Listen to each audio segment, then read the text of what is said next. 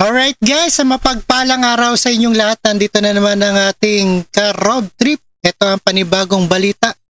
Meron tayong reaction na mga pulis na positibo sa drug test ngayong taon. Umabot ng 24 na PNP.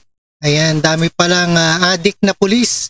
At ito ay umabot sa 24 bilang ng pulis na positibo sa random drug test na isinagawa ngayong taon ayon sa Philippine National Police. Ayan, panoorin po natin kung sino-sino ba yung mga yan. At don't forget to subscribe this channel, Rob Trip.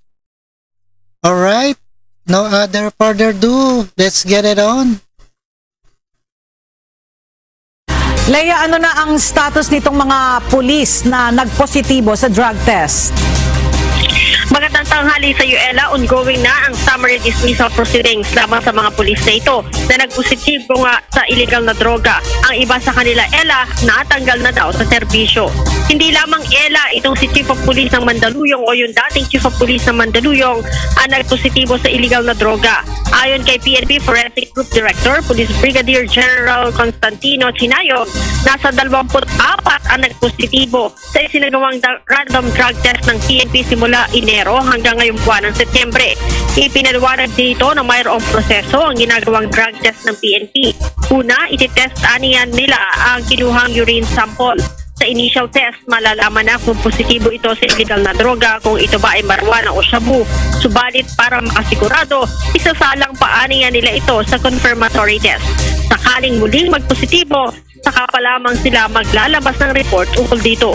Binibigyan din aniya nila ng pagkakataon ang mga nagpositibo na i-challenge ang resulta sa loob ng 15 araw.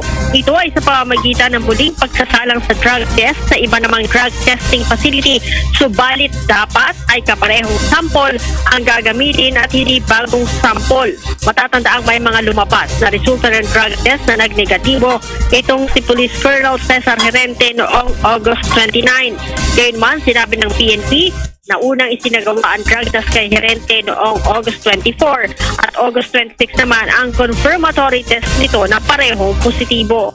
Ayon naman kay PNP Chief Police General Benjamin Ocorda Jr., magtutuloy-tuloy ang sinasagawang drug test ng PNP sa kanilang mga tauhan bilang bahagi ng kanilang internal cleansing program.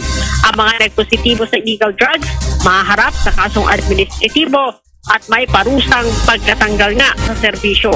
Sinabi pa ni General Ocorda, ipina-account na din niya ang mga nagpositibo noong mga nakaraang taon upang masiguro na hindi na nakabalik ang mga ito sa serbisyo.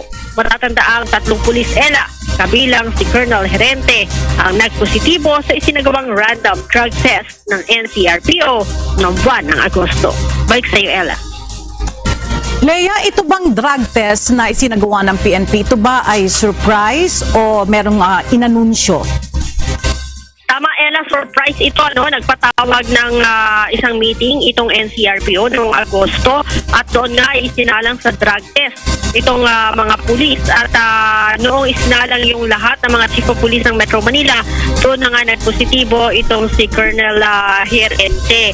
Subalit August 24 yan, subalit noong August 26 nga ay isinalang ulit ito sa confirmatory test at sinasabi ng PNP na nagpositibo ulit ito. Kaya lang, Ella, may mga lumabas kasi na mga resulta na nagnegatibo ito noong August 29. Ang negatibo ito doon sa nagpatest ito sa labas ng Grammy at meron din sa PIDEA. Ang sinasabi ng PNP, dapat ay kaparehong sample ang ginamit. Yung ihi na itinest noong August 24 at 26, dapat yun din ang ginamit sa pagpapatest noong August 29. Alright, maraming salamat, Leia Ilagan Live. Alright, yan, napakinggan natin dito sa ANTV, mga pulis nagpositibo sa drug test. At maraming salamat and peace out.